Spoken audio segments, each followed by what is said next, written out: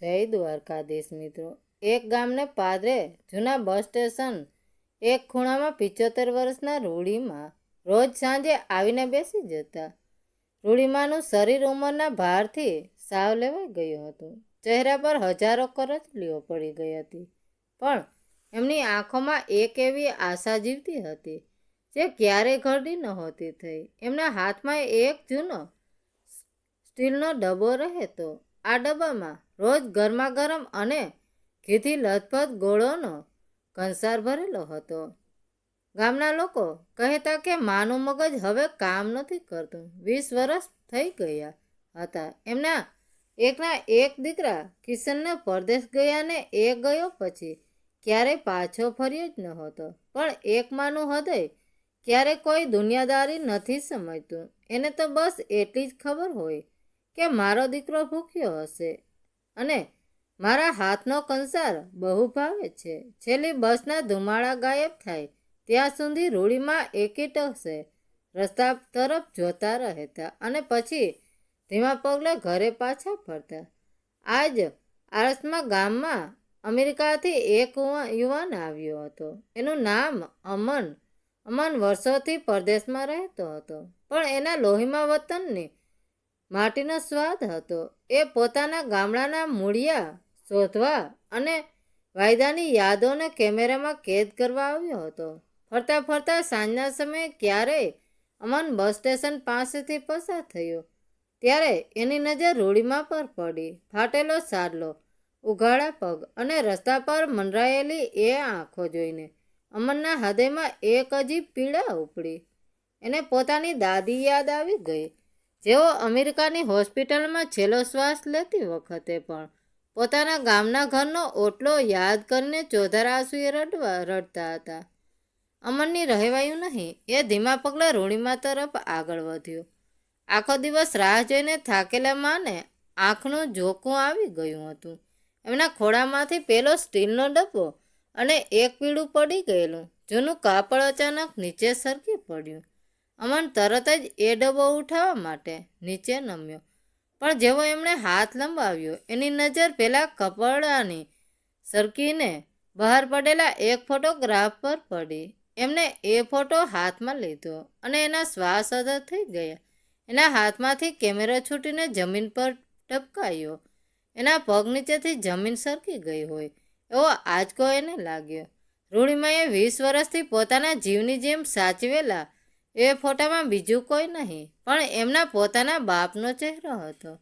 એ જ બાપ જેણે અમેરિકામાં એમનને આખી જિંદગી એવું જ કહ્યું હતું કે દુનિયામાં એમનું કોઈ નથી અને તેઓ સાવ અનાથ છે. તો પછી આ ગામડાની વૃદ્ધ મા પાસે એમના બાપનો ફોટો ક્યાંથી આવ્યો?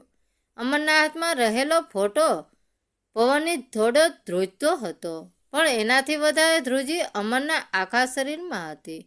એની આંખો સામે અમેરિકાના આલિશાન બંગલામાં બેઠેલા એના પિતા, જેને એ ડેડી કહેતો, એમનો હસતો ચહેરો તરવેરી રહ્યો હતો. અરે બેટા, દુનિયામાં મારું કોઈ નથી. હું તો અનાથ આશ્રમમાં મોટો થયો છું. પિતાના આ શબ્દો અમનના કાનમાં પડઘવા લાગ્યા. ત્યાં જ અચાનક રૂડીમાં ઝબકીને જાગી ગયા. એણે જોયું કે પોતાનો જીવથી વહાલો ડબ્બો અને ફોટો એક અજાણ્યા છોકરાના હાથમાં છે. એ તરત જ આગળ વધ્યા અને અમન પાસેથી ફોટો છીનવી લીધો. એલા ભાઈ, આ મારા કિશનનો ફોટો છે. મારો દીકરો છે. એ બહુ ડાહ્યો છે. શહેરમાં પૈસા કમાવા ગયો છે. એણે કીધું છે કે માં તું ચિંતા ન કરતી, હું તારા માટે મોટું ઘર બનાવીશ. બસ હવે એ આવતો જ હશે. રૂડીમાએ ફોટાને પોતાની છાતી સરસો ચાપી દીધો અને રડમસવાસે બોલ્યો. અમનની આંખોમાંથી આંસુની ધાર છૂટી ગઈ. એને સમજણ નહોતી પડતી કે શું બોલે. જે સ્ત્રીની સામે એ ઊભો હતો એ બીજી કોઈ નહીં પણ એની દાદી હતી.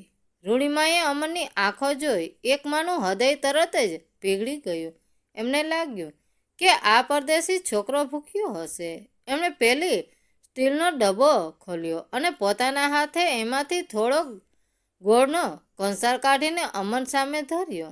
લે બેટા, ખાઈ લે, સવારનો ભૂખ્યો લાગશે. મારા કિશનને પણ આ કંસાર બહુ ભાવતો. તું ખા દીકરા, અમનની ના ન કહેવાય. એણે આંસુ લૂછતા લૂછતા એ કંસારનો કોળિયો મોઢામાં મૂક્યો અને એ જ ક્ષણે એના હૃદયમાં એક મોટો ધુસકો પડ્યો. આ એ જ સ્વાદ હતો જે એના પિતા અમેરિકામાં ક્યારેક ક્યારેક રાત્રે છુપાઈને બનાવતા અને ખાતા ખાતા રડતા હતા. અમનને હવે 100% ખાતરી થઈ ગઈ હતી કે આજ એનું મૂળ્ય છે. અમન રૂડીમાનો હાથ પકડીને એમને ઘરે મૂકવા ગયો. ઘરમાં પગ મૂકતા જ અમન ફાટી આંખે જોઈ રહ્યો. આખા ઘરની દિવાલો પર કિશનના બાળપણના ફોટા, એના રમકડા, એની જૂની ચોપડીઓ એવી રીતે સાચવીને રાખી હતી જાણે કોઈ મંદિરમાં ભગવાનની મૂર્તિ રાખી હોય. 20 વર્ષથી આમાં પોતાના દીકરાની યાદોમાં જ જીવતી હતી. એક બાજુ અમેરિકામાં કરોડોની સંપત્તિ અને બીજી બાજુ અહીં ગામડામાં એકમાં પોતાના દીકરા માટે તડપડી રહી હતી. અમનથી હવે આ સહન ન થયું. એણે તરત જ પોતાનો ફોન કાઢ્યો અને અમેરિકા પોતાના પિતાને વિડીયો કોલ કર્યો. ત્યાં સવાર પડી રહી હતી. પિતાએ હસતા હસતા ફોન ઉપાડ્યો. હાય દીકરા, કેવું ચાલે છે ઇન્ડિયામાં? મજા આવે છે ને? અમન ચોધારા આંસુએ રડતો હતો. એણે ફોનમાં કેમેરો ફેરવીને સામે ખાટલા પર બેઠેલા રૂડીમાં અને પેલી દિવાલો બતાવી.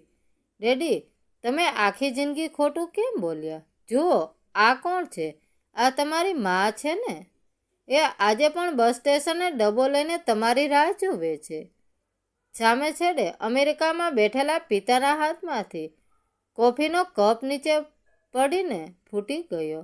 પણ પછી પિતાના ચહેરા પર જે ભાવ આવ્યો એ જોઈને અમન થીજી ગયો. પિતાના ચહેરા પર કોઈ પછતાવો કે દુઃખ નહોતો, પણ એક ભયંકર ગુસ્સો હતો. અમન ફોન કાપ હમણાં ને હમણાં, અને એ સ્ત્રીથી દૂર રહે. એ મારી મા નથી.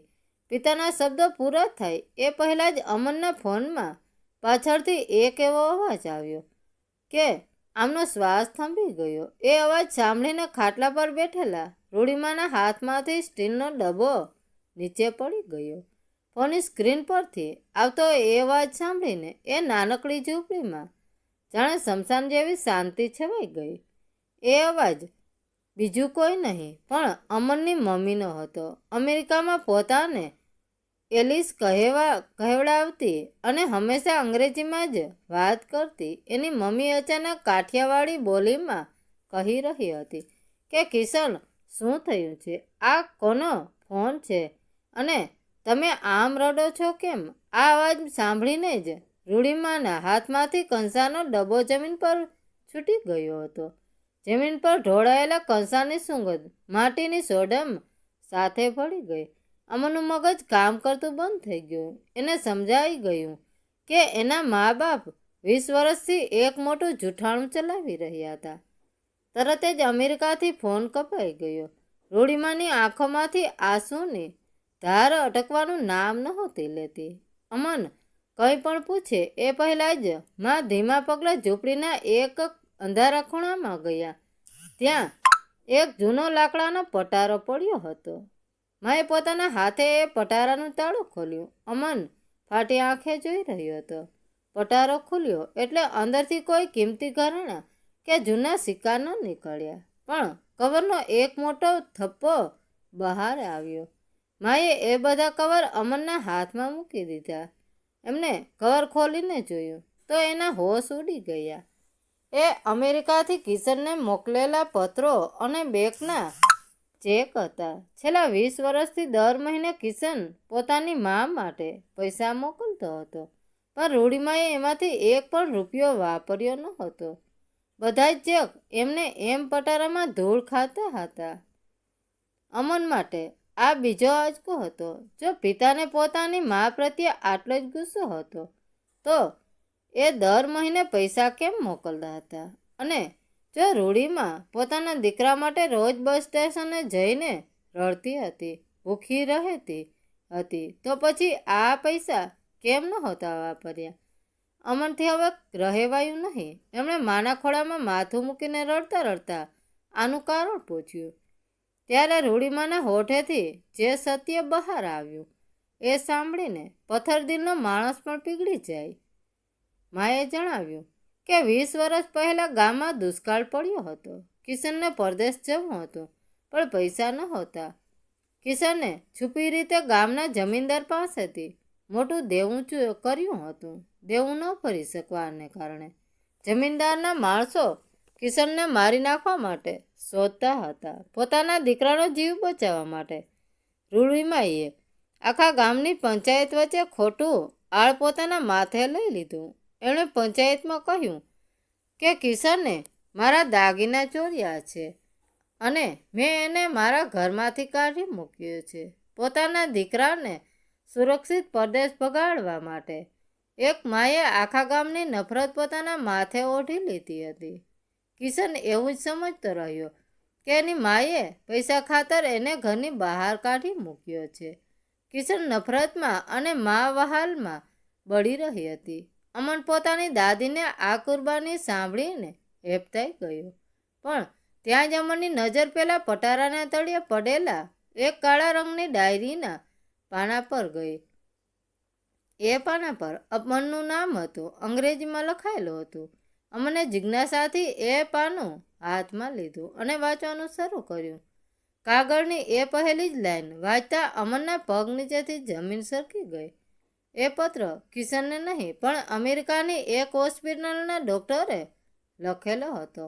અમનના હાથમાં રહેલો એ કાગળ પવનથી નહીં પણ એના પોતાના ધ્રુજતા હાથથી લખી રહ્યો હતો. એ અંગ્રેજીમાં લખેલો મેડિકલ રિપોર્ટ હતો અને સાથે કિશનની ડાયરીનું એક ફાટેલું પાનું. એમાં સપ્ટસ લખ્યું હતું કે કિશન અને એની પત્ની ક્યારેય માતા પિતા બની શકે એમ નહોતા.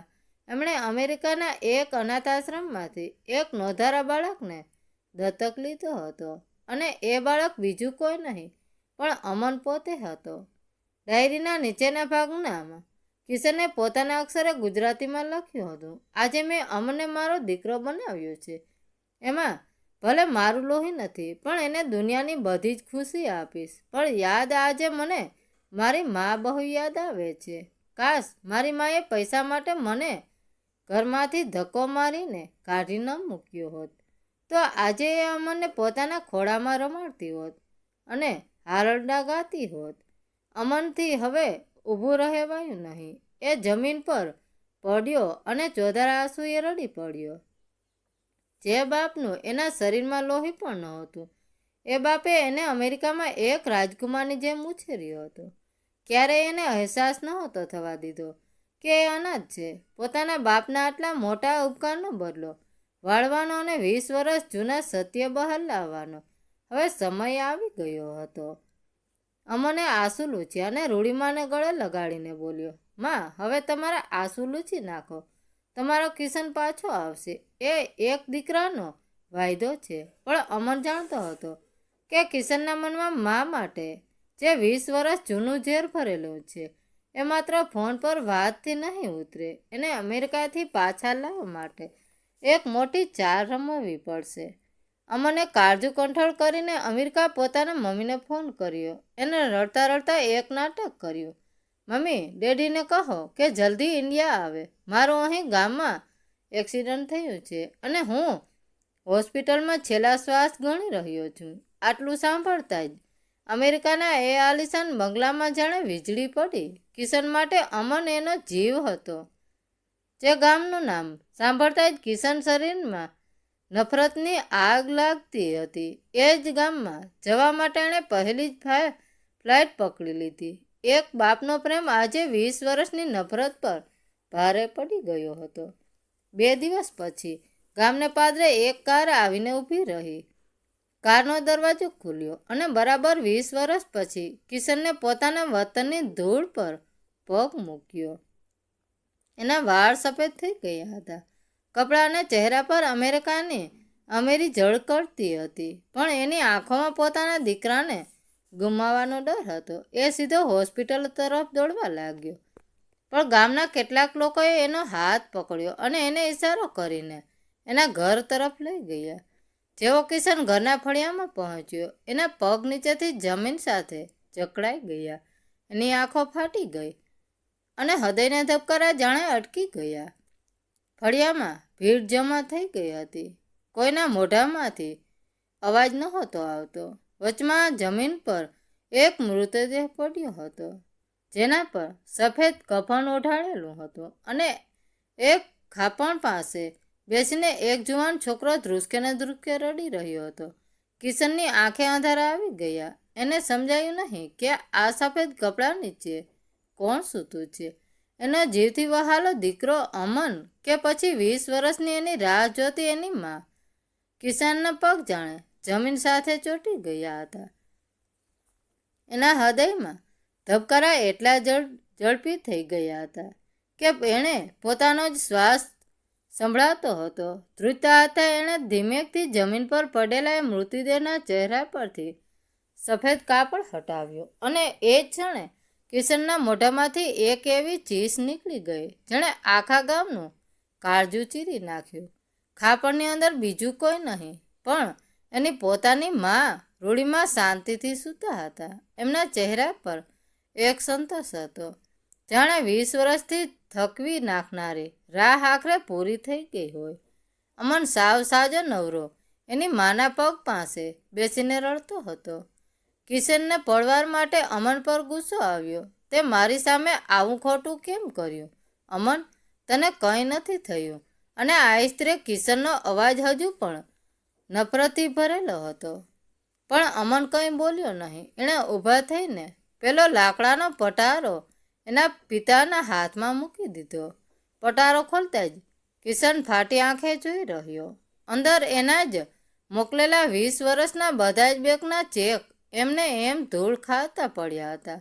એક પણ રૂપિયો માએ વાપર્યો નહોતો. અમને ધીમા અવાજે કહ્યું, ડેડી, આ માએ પૈસા માટે તમને ઘરની બહાર નહોતા કાઢ્યા. જમીનદારના માણસો તમને મારી નાખવા શોધતા હતા. તમારો જીવ બચાવવા આ માએ ચોરીનું આળ પોતાના માથે લીધું હતું. આખા ગામની ગાળો ખાધી પણ તમારા પર આંચ ના આવવા દીધી, અને તમે એમને નફરત કરતા રહ્યા. આ માં રોજ બસ સ્ટેશને તમારા માટે કંસા લઈને તમારી રાહ જોતી હતી. આ શબ્દો સાંભળતા જ કિશનના હાથમાંથી પટારો નીચે પડી ગયો. 20 વર્ષનો અહંકાર, ક્રોધ અને અમેરિકાની કમાણીનું અભિમાન એક પળમાં રાગ થઈ ગયું. કિશન જમીન પર પટકાયો અને પોતાની માના શરીરને ગળે લગાડીને એક નાના બાળકની જેમ ધ્રુસકે ને ધ્રુસકે રડવા લાગ્યો. મને માફ કરી દે માં, હું બહુ મોડો પડ્યો. તારો કિશન પાછો આવી ગયો છે માં. એકવાર આંખો ખોલ. પણ હવે બહુ મોડું થઈ ગયું હતું. સમય અને શ્વાસ ક્યારેય કોઈની રાહ નથી જોતા. એ જ વખતે અમને પોતાના ખિસ્સામાંથી પેલો હોસ્પિટલનો કાગળ કાઢીને કિશનની સામે ધર્યો. ડેડી, મારી શરીરમાં તમારું લોહી નથી, તોય તમે મને અનાજથી તમારો દીકરો બનાવીને દુનિયાની બધી ખુશી આપી. તો પછી જે માના લોહીથી તમારું શરીર બન્યું છે એ માં તમારું ખરાબ કઈ રીતે ઈચ્છી શકે? પ્રેમ અને સંબંધ લોહીથી નહીં, લાગણીથી બંધાય છે. અમનની વાત સાંભળીને ત્યાં ઊભેલા લોકોની આંખોમાંથી પણ આંસુ વહેવા લાગ્યા. એક દીકરાએ અમેરિકામાં બેસીને અબજો રૂપિયા કમાઈ લીધા હતા, પણ આજે એની માની લાશ પાસે એ દુનિયાનો સૌથી ગરીબ માણસ બની ગયો હતો. સાંજના સમયે જ્યારે કિશને પોતાની માની ચિતાને અગ્નિદાહ આપ્યો, ત્યારે એ ચિતાની આગ કરતાં એના હૃદયમાં પસ્તાવાની આગ વધારે ભડકી બળતી હતી. એને સમજાઈ ગયું હતું કે એણે શું ગુમાવ્યું છે. મિત્રો, વિદેશની ધરતી પર ડોલર કમાવા અને સપના પૂરા કરવા ભલે જઈએ, પણ એ ક્યારેય ના ભૂલતા કે વતનના કોઈ જૂના ઘરમાં એક ઘરડી આંખો રોજ તમારો રસ્તો જુએ છે. સંબંધોમાં ગેરસમજ અને અહંકારમાં એટલો સમય ના બગાડતા કે જ્યારે તમે પાછા ફરો ત્યારે તમારી પાસે પસ્તાવા અને ખાલી હાથ સિવાય કંઈ ના બચે. મા બાપની કિંમત એમના ગયા પછી સમજાય એનો કોઈ અર્થ નથી. સમય રહેતા એમને ભેટી લેજો અને બધી ગેરસમજ દૂર કરી લેજો. મિત્રો, વાર્તા કેવી લાગી? સારી લાગી હોય તો કોમેન્ટ કરીને જરૂર જણાવજો. ધન્યવાદ મિત્રો. રાધે રાધે. જય દ્વારકાધીશ.